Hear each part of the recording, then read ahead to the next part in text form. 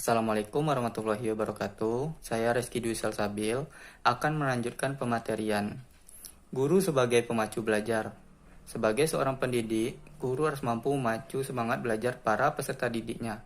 Hal ini agar potensi yang dimiliki peserta didik dapat tergali secara optimal. Namun, tidak semua peserta didik mempunyai kesadaran akan belajar tersebut. Berkaitan dengan hal tersebut, guru harus memahami dulu apa saja yang menjadi penyebab atau faktor-faktor apa saja yang mempengaruhi belajar. Hal ini dimaksudkan agar guru dapat membantu peserta didiknya meraih prestasi sebaik-baiknya. Faktor ini sendiri terdiri atas faktor internal dan faktor eksternal. Yang pertama, faktor internal atau faktor intern. Faktor intern adalah faktor yang ada dalam diri individu yang sedang belajar. Faktor intern dibagi menjadi 3 kelompok, yaitu jasmania, psikologis, dan kelelahan.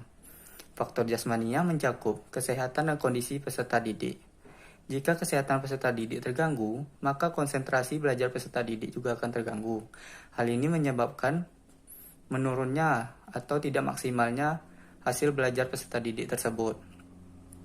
Faktor psikologis. Faktor ini berhubungan dengan perilaku atau sikap mental seseorang. Dan ini merupakan faktor bawaan tanpa adanya pengaruh lingkungan ataupun situasi.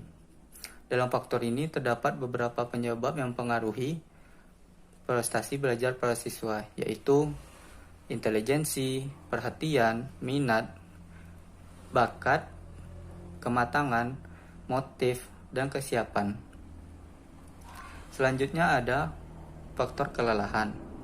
Faktor kelelahan ini dibagi menjadi 2, yaitu faktor kelelahan jasmani dan faktor kelelahan rohani.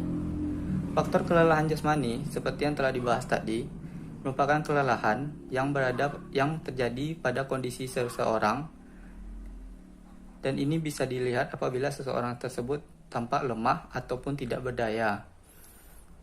Ketika seorang guru melihat peserta didiknya mengalami faktor ini, maka sebaiknya guru tersebut memberikan istirahat kepada peserta didik. Faktor rohani sendiri adalah faktor yang ditandai dengan berkurangnya atau hilangnya semangat peserta didik.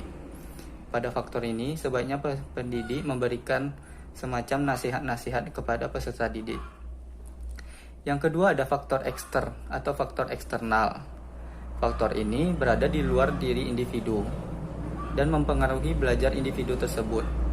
Faktor ini sendiri bisa berasal dari orang tua, sekolah, dan masyarakat.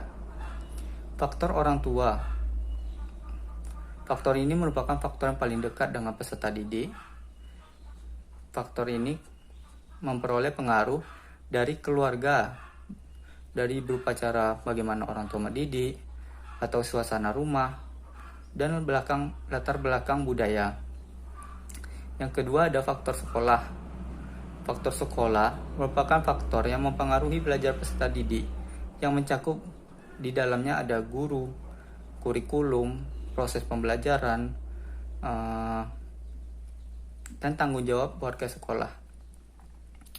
Yang ketiga ada faktor masyarakat. Faktor ini paling luas ruang lingkupnya dan paling berpengaruh. Pengaruhnya